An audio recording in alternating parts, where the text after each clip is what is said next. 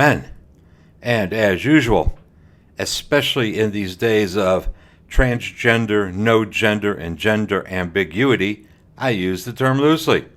Hey, welcome back to the shop today. I'm going to do a video that actually ain't a video, but a series of a few pictures I took. Several months back, I went to Chicago and took a side trip up to the Harley Museum in Milwaukee. I wandered around there, took a few photos, probably not nearly as many as I should have.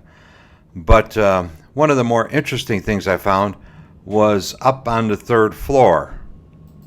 That's the third floor is where they do the restorations, like the restoration shop, I guess. Anyway, the area was all caged off. You couldn't go inside there, but you could look through the cage at what the projects were that were going on. And at one point, I could see a shelf that had a gas tanks lined up on it. Well, up on the top of the shelf was a Sportster gas tank. A 1970 Sportster gas tank, as a matter of fact, up on the third shelf behind the wire cage. Well, it really wasn't on display, so I had to climb up the cage, stick my hand between, a gap in the chain link over there, hold my iPhone out on the end of my arm there and kind of aim it in the general direction of the gas tank, and I managed to snap a couple of pictures.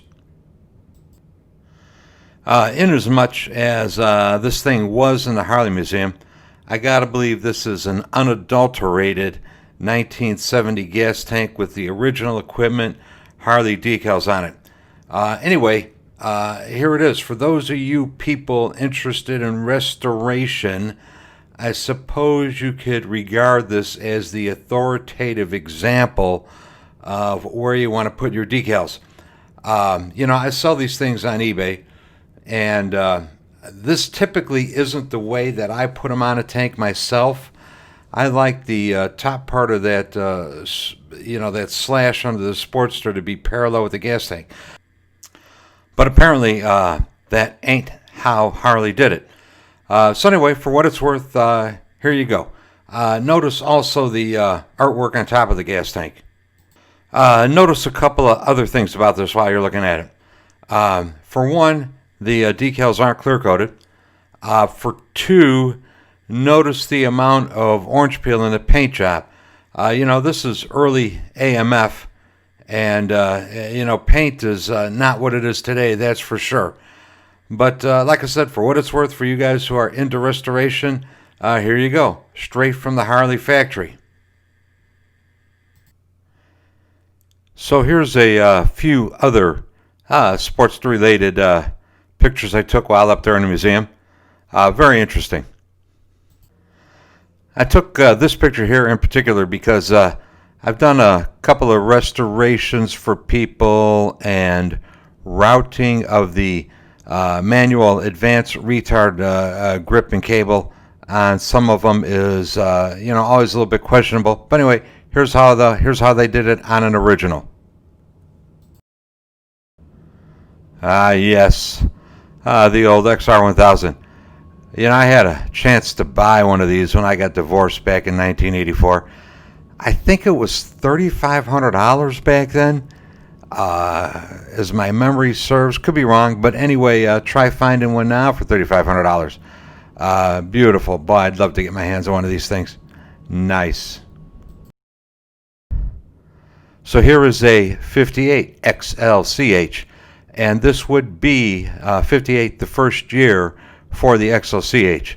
Sportsters debuted in 1957, of course, with the XLH. They didn't make a CH version until 58. So here it is. Chop fender, no taillight, no chain guard, no headlight. This is about as rude and as crude as they would come. But man, that would be fun to have. So anyway, I'm flying home. Flew to Chicago, ORD, drove up to Milwaukee. FYI, I'm flying home, and I live just north of Fort Worth, so I'm flying to Dallas. Well, my airplane had one of them fancy fang-dangle back of the seat video screens that was supposed to tell you where you were going, and this is what was showing on the display. I actually had to ask the flight attendant because, of course, I was concerned. I had to ask her. I says, this plane is going to Dallas Fort Worth, all right, DFW? And she said, oh, yeah. I says, y'all know that your fang dangle display over here says we're going to LAX. And she goes, well, shit happens. Anyway, made it back, and that's all I got for you right now. I am out of here. Hey, thanks for watching. Please subscribe.